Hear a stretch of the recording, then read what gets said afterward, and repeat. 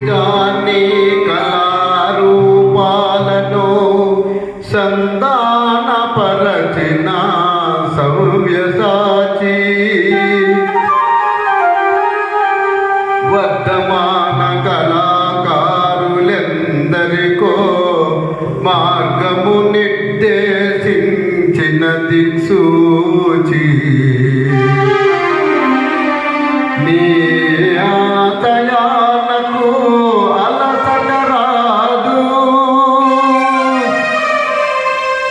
కళా జగతిలో నీ సేవా నిరతి వృధా కాదు. జోహార్ కామ్రేడ్ రాజారావు, జోహార్ కామ్రేడ్ రాజారావు.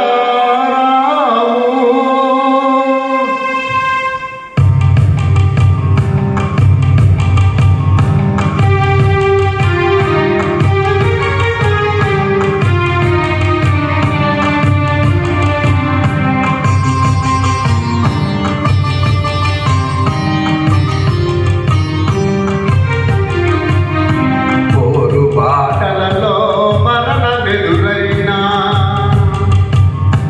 మధురమని చాపిన సమాన యోధుడా,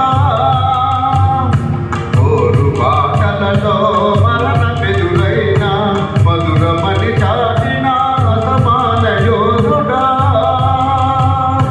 జోహారు కామ్రేడు గరికపాటి, జోహారు కామ్రేడు గరికపాటి.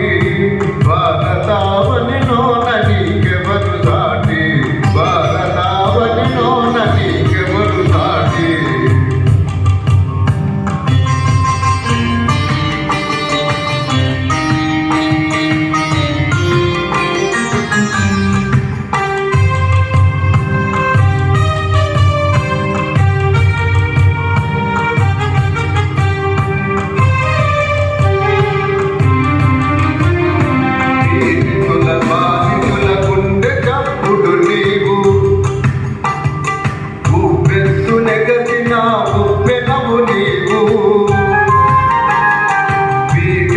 బాధితుల గుండె చప్పుడు నీవు, వెత్తు నెగసిన ముప్పెనవు నీవు.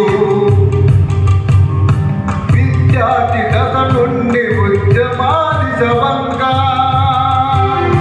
విద్యార్థి దశ నుండి ఉద్యమాది సవంగా వడి వడిగా సాగిన క్రాంతికేతనమా. మనోరంజకమైన కళారూపాలతో, మనోరంజకమైన కళారూపాలతో జాతినే నడపిన సాంస్కృతిక సమరమా. నిర్బంధమెదురైన ఆశయ సాధనకై, నిర్బంధమెదురైన ఆశయ సాధనకి అడుగేసి సాగిన అసహాయ సూర్యుడా. జోహార్లు గరికపాటి రాజారావు.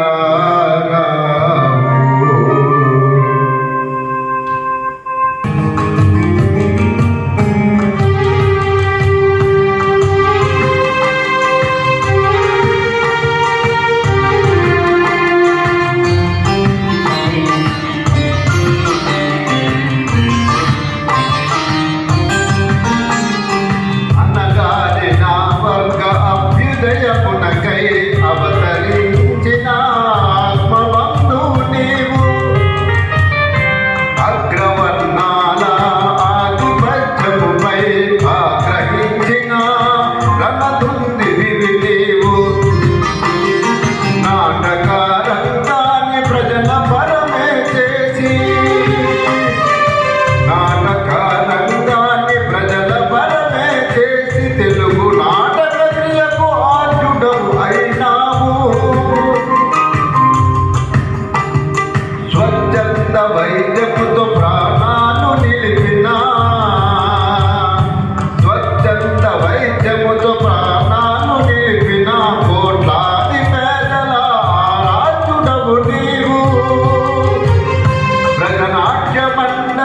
వ్యవస్థాపకుడిగా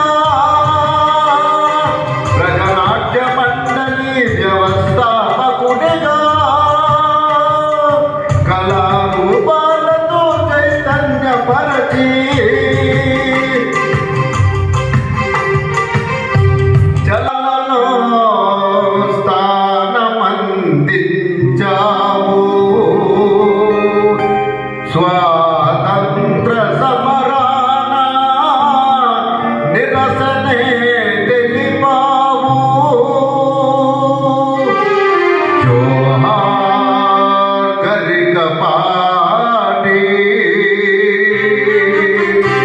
జోహార్ గరికపాటి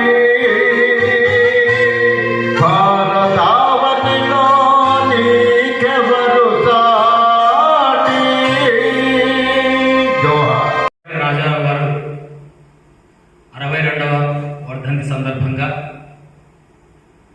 ప్రజానాట్య మండలి ఏర్పాటు చేసినటువంటి ఈ కార్యక్రమానికి వచ్చిన మీ అందరికీ కూడా పేరు పేరున నమస్కారాలు తెలియజేస్తూ, డాక్టర్ గరికపాటి రాజారావు గారు సినీ దర్శకుడు, నటుడు, డాక్టర్గా ప్రజలకు ఉచిత సేవలు అందిస్తూ సమాజాన్ని మార్చాలి, సమాజంలో అనేక రుగ్మతలు ఉన్నవి, ఈ రుగ్మతలను రూపమాపాలి, అలాగే సమాజం కోసం ప్రయత్నించాలని అందులో భాగంగా కళని ఆయన ప్రజానాట్య మండలి స్థాపకుల్లో ఒకరుగా ఉన్నాడు.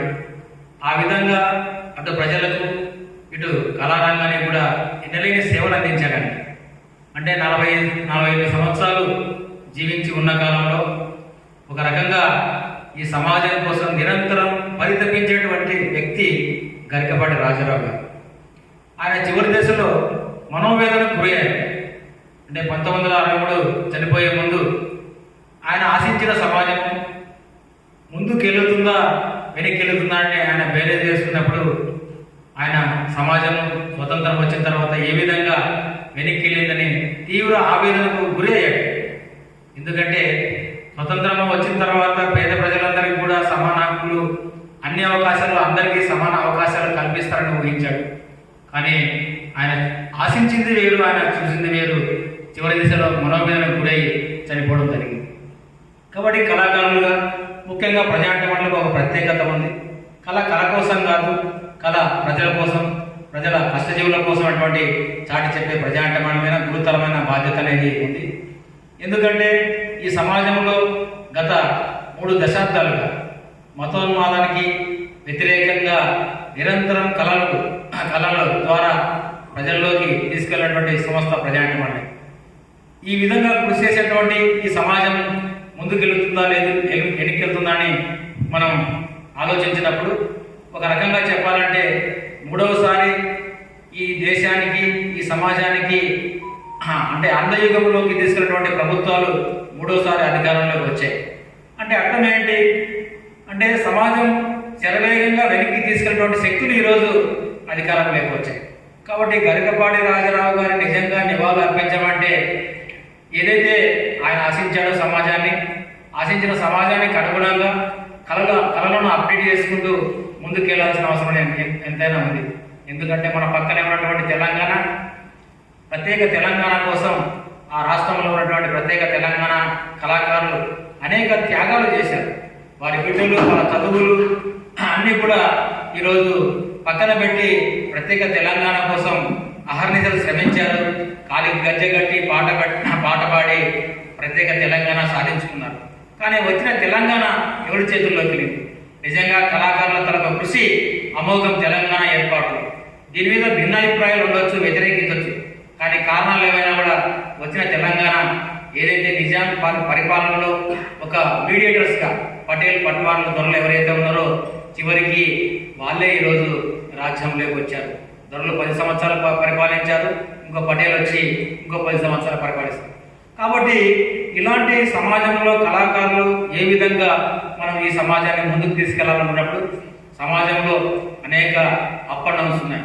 ఇప్పటికి కూడా అణగారిన వర్గాలపై దాడులు రోజు రోజుకి పెరుగుతున్నాయి. హత్యలు, అత్యాచారాలు మనం చూస్తున్నాం.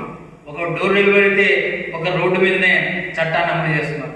కాబట్టి ఇలాంటి సమాజంలో ఉన్నటువంటి కుల వ్యవస్థ ఉన్నటువంటి ఈ పీడిత సమాజంలో అన్ని తరగతులను కలుపుకొని అట్టడుగు వర్గాల కోసం వారిని విశ్వాసంలో తీసుకొని ప్రజలను సమీకరించి ప్రజల్ని కదిలించబడిన ఏకైక ఆయుధం కళాకారులుగా మనందరిపైన ఉంది. కాబట్టి భవిష్యత్తులో రాబోయే కాలంలో మనందరం కూడా ఈ సమాజాన్ని ముందుకు తీసుకెళ్లడానికి మనం శక్తివంచన లేకుండా ప్రయత్నం చేసినప్పుడే ఆయనకు నిజమైన నివాళిగా భావించాలి. ఆ దిశగా మీరందరూ పనిచేశారని తెలియజేస్తూ ముగిస్తున్నాను. గరికపాటి రాజారావు గారి 62వ వర్ధంతి జరుపుకుంటా ఉన్నాం. ఆయన చనిపోయి 62 సంవత్సరాలు అయినా సరే ఇప్పటికీ మనందరం గుర్తుంచుకున్నామంటే ఆయన చేసినటువంటి సేవ వైద్యపరంగా కానీ సమాజపరంగా కానీ ఎంతో ఉత్తమమైనది, ప్రజలందరికీ అవసరమైనదని చెప్పేసి మనందరం తెలుసుకోవాలి. ఎందుకంటే ప్రజలకి ఎవరికైతే రోగులకి వారికి వైద్యం చేస్తే వారికి నయం అవుతుంది. కానీ ఈ సమాజాన్ని పట్టి పీడిస్తున్నటువంటి ఈ రుగ్మతలకి ఏం చేయాలని ఆలోచించి రాజారావు గారు అప్పుడు మనం ఈ సమాజాన్ని ఖచ్చితంగా చైతన్యవంతం చేయాలంటే పాట ద్వారా మాట ద్వారా అలాగైతేనే ప్రజలు చైతన్యవంతులు అవుతారని చెప్పేసి ఆయన ప్రయత్నం అనేది చేశారు. ఆ రకంగా నాటికలు రాయడం, దర్శకత్వం వహించడం, అలాగే సినిమా రంగంలో కూడా పుట్టిల్ అనే సినిమాను కూడా ఆయన తీసి సినిమా రంగంలో కూడా ప్రవేశించడం, సినిమాల ద్వారా కూడా ప్రజల్ని చైతన్యపరచని చెప్పేసి తెలియపరిచిన మహానుభావుడు రాజారావు గారు. ఆయన లేని లోటు అనేది మనం తీర్చలేంది. కాబట్టి ఆయన చేసినటువంటి కళా సేవ ఏదైతే ఉందో ఆ కళల ద్వారా మనందరం కూడా సమాజాన్ని చైతన్యపరిచే దిశగా మనందరం కృషి చేయాలని చెప్పేసి తెలియజేస్తాం. ఒకటి భావించాలి. ఏంటి అంటే కేంద్ర ప్రభుత్వ విధానాలు ప్రజలకు పూర్తిగా వ్యతిరేకంగా ఉన్నాయి. నేడు ప్రభుత్వ రంగ సంస్థలన్నింటినీ కూడా ఒకటి తర్వాత ఒకటి చూసుకుంటూ పోతే అన్ని ప్రభుత్వ రంగ సంస్థలు కూడా ప్రైవేటీకరణ చేయడం కోసం తీవ్రంగా కృషి చేస్తూ ఉంది కేంద్ర ప్రభుత్వం. వారికి వ్యతిరేకంగా మనం కేంద్ర ప్రభుత్వానికి వ్యతిరేకంగా అనేక పాటలు, కళారూపాలు కూడా ప్రదర్శించడం జరిగింది. ఇదే క్రమంలో మన కేంద్ర ప్రభుత్వానికి వ్యతిరేకంగా ప్రజానాట్య మండలిగా మనం అనేక పాటల రూపంలో కానివ్వండి, నృత్య రూపకాల రూపంలో కానివ్వండి, లఘునాటికల రూపంలో కానివ్వండి, ఇలా అనేక రూపాల కేంద్ర ప్రభుత్వ విధానాన్ని కూడా మనం ఎండగట్టాల్సిన అవసరం మనపైన ఉంది. దాన్ని మనం తీవ్రంగా పరిగణించి దాన్ని మన బాధ్యతను ఎత్తి మీద తీసుకొని భవిష్యత్తులో ఇటువంటి కార్యక్రమాలు కూడా అనేక చేయాల్సిన బాధ్యత మనపైన ఉంది. దీనికి మనందరం కూడా కలిసికట్టుగా ముందుకు రావాలి కోరుతున్నాం.